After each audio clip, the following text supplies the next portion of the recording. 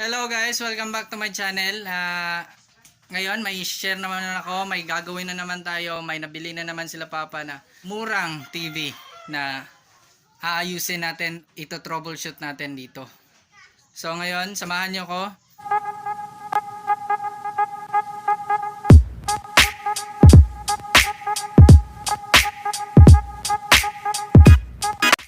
Ang gagawin natin ay isang TCL LED TV na 50 inches.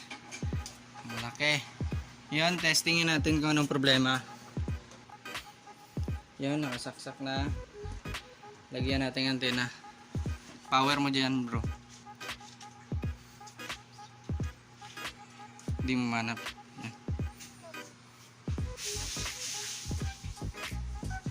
Yan, TCL.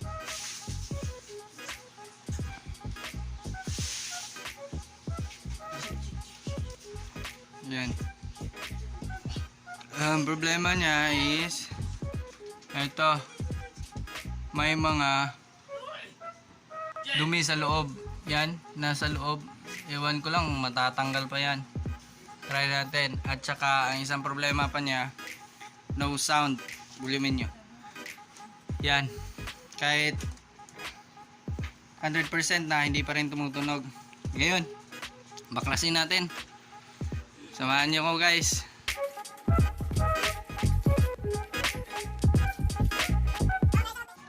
So yan, natanggal na siya. Ito lang ang laman nito guys, 50 inches. Yan. Ito yung kanyang power supply. Ito yung kanyang inverter. Inverter para sa backlight. Ito yung nagpapagana sa backlight. So yun, may nakita tayo ulit. Dalawang buntis. Buntis na to. So para sigurado, palitan muna natin to. So ito trouble natin siya kung bakit wala siyang sound. Muna tayo dito sa speaker. Sa speaker muna. Ay, meron pa pala dito. Yun. Buntis din. Yan. Capacitor na yan. Baka yan lang yung problema. Pero ito kasi yung amplifier nya. Dito nakakabit yung speaker. Dito yung amplifier. Tsaka ano to? Buntis ba to? Buntis rin. Yun buntis rin. So palitan muna natin lahat ng capacitor ng mga buntis. Mga bloated capacitor. Tsaka test natin yung speaker kung good, okay ba o hindi. So ito siya, yung sirang capacitor. Yan yung amplifier nya. Tsaka ito yung bloated na capacitor. Pinindot ko dito. Lumabas na siya Kita nya. Yan nag-crack. Tsaka dito naman, yung capacitor na yan, bloated din. Yan. So dalawa rito, okay naman yung iba. Tsaka dito sa inverter niya merong dalawa. Sa power supply wala naman. So unahin namin tong palitan muna, test muna kung tutunog ba siya para proceed na tayo sa panel cleaning sa likod. Sige. So yan, itong speaker test natin.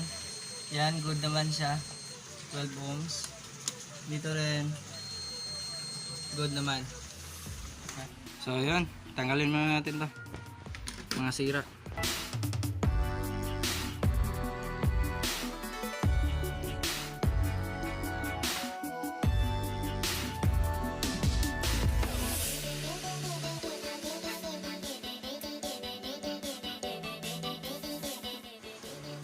So yan, ito yung mga sira.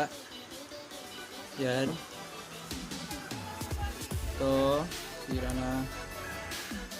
Ito rin, bloated. Yan, bloated na. So ito yung mga nahukay natin. Chinek ko na to, wala na, good na. So kabit natin. So yan, nakabit na namin. Ito siya, tsaka to, tsaka dalawa dito sa inverter. Yan, kakabit natin yung speaker. At iti-test na kung meron nga ba. Magsa-sound naman siya.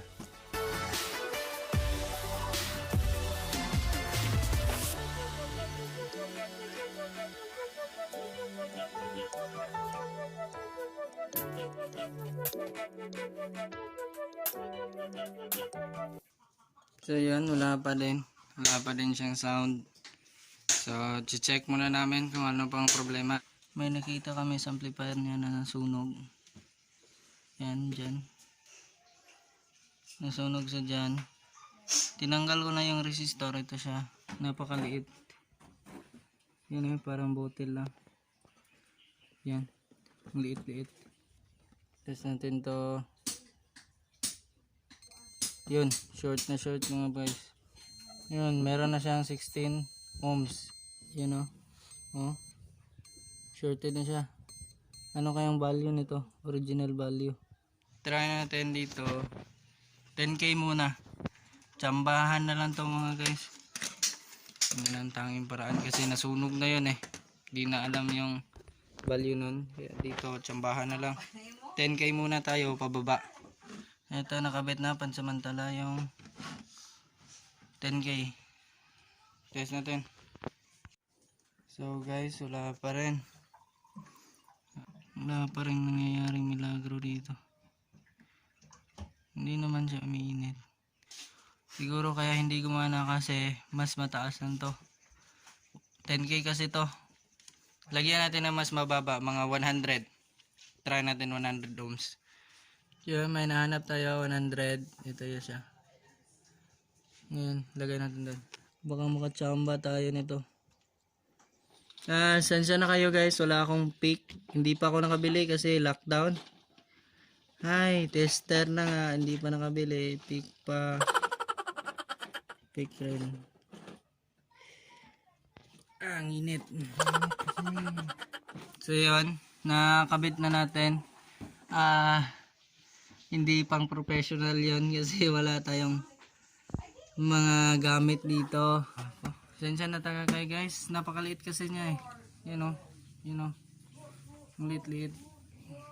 Sige, power, gumana na yung backlight, sana naman gumana siya. Pinagdaanan ng Yun. nandiyan ka lagi sa akin, hindi ka umalis. Yun mga guys, gumana na. Alam mo naman na ikaw lang din talaga yung mahal na mahal ko. Simula pa ng bata tayo. At to now, hindi naman ako nagbabago sa'yo. Mararamdaman Gumana na. I love you, Dad.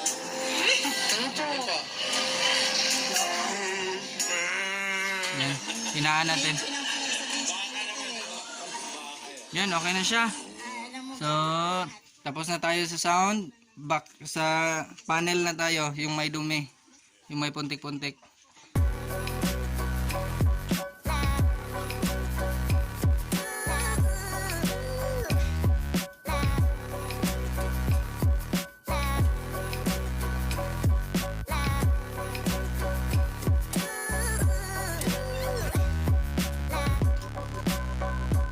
So yun, pag bukas namin, ito ang tumambad sa amin. Yun o. Hindi pala namin nabuksan. Ito pa. Yan pa. Kalahati pa lang. Nun. Yun o. Kitang kita nyo. May mga langgam sa loob. Mga dumi yun. Yan o. Yan o. Ang dami. Ang dami. Daming patay na langgam at dumi ng langgam. Siguro. Sige, linisan muna natin to. Baklasin na namin to. Siyempre, dapat maingat na maingat para hindi ma-damage to. Sayang yung 50 inches pag nabasag lang.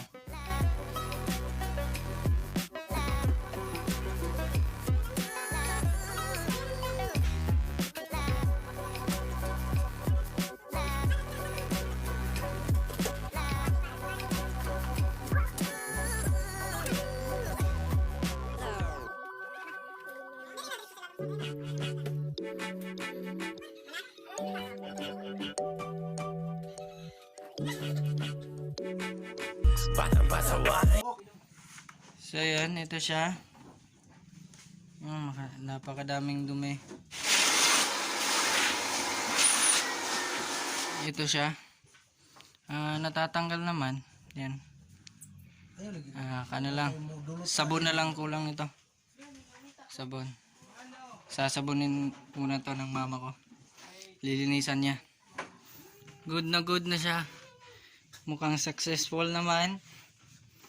Ang crucial dito ang pagbalik. At saka yung may problema pa. Ito. Gagawa na lang natin to ng paraan. Ito. Nasa loob na. Pumasok na sa loob yung dumi niya. Hindi na malinis. Kasi nasa loob na. Dito kasi yung LCD na nasa sentro. LCD tsaka ito yung next.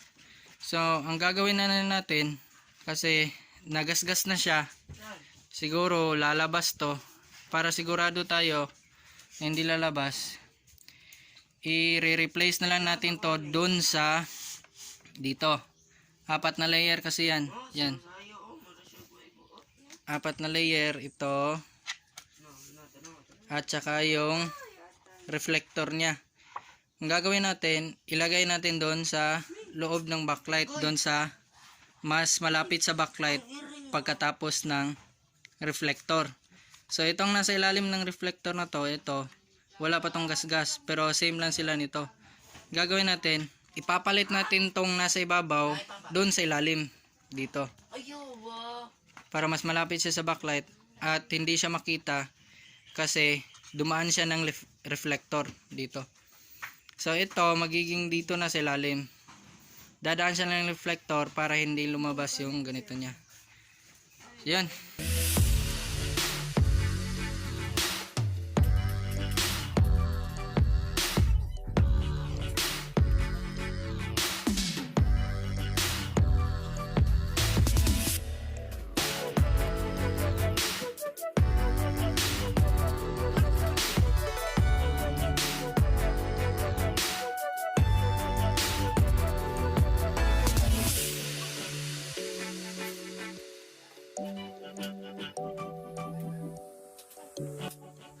Tapos na. So ang susunod naman yung gagawin namin para safe, didiretso na lang namin yung cover doon. Hindi na lang namin gagalawin yon. So ito yung mga backlight nya. Yan sa likod. Doon na yung pyesa. Sige, lagyan na natin.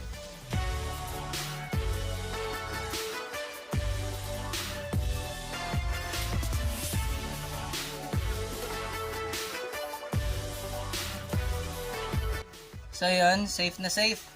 Success. Finish up na tayo.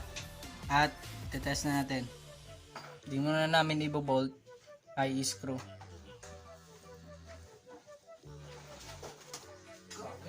Wala na, paper. Wala lang niya. Oh, good. So yun. Good. Lagyan natin ng antena. Salamat sa Ginoo Lord. Tagaan mo grasya.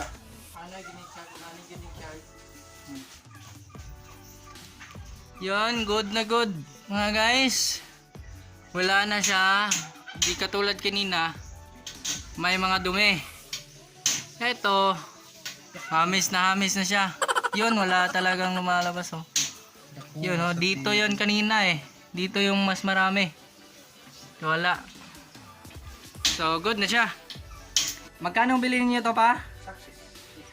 600 pesos lang mga guys, 50 inches. So yun, ang problema lang niya, walang tunog. Ngayon, may volume na. Ito, volume natin.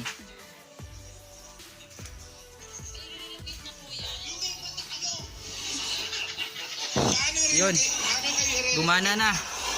Gumana na dahil meron yung nasunog dito. Sinasakop po kami yung boundary po ng Yan. Valenzuela. Yung Valenzuela po ang nagpaano sa amin. Lipat ng Big Night. Okay na siya. At saka yung may mga dumi. Okay guys.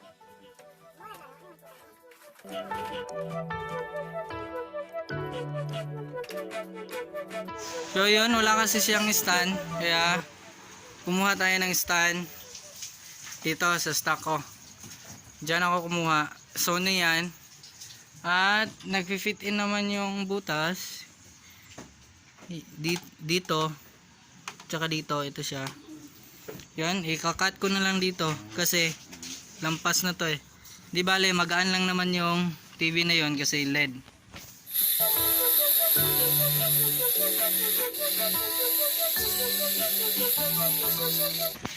So yun, nakat ko na. Ito siya. Mabigat to kasi bakal. Medyo may karawang na nga dito. So yun, i-fit in natin.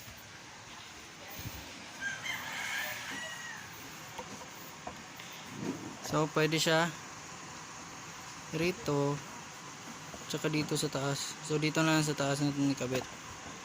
Okay. So yun guys, tapos na aking ma-install yung stand. Yun, bagong bago, parang original lang. Power natin. Yun. So sa halagang 600 pesos sa nabili nila sa Magbubuti, yan na siya. Good na siya. Pwede na mabenta. So i-online ko na lang to para mabenta. Yun no. Okay na okay. Tingnan natin yung antena. Yun, parang original yung kayang stand. 15 inches to guys. Yan o. Pero kahit pa paano, Yan, 15 inches siya. Yan yung model niya. nawala na si Jody. Yun no. Good na good mga guys. Ayun, maraming salamat sa pagsama sa akin dito sa aking vlog. Click na yung subscribe button and like button at huwag kalimutan yung notification bell para ma-notify ka naman sa mga bagong videos na i-upload ko. Maraming salamat guys.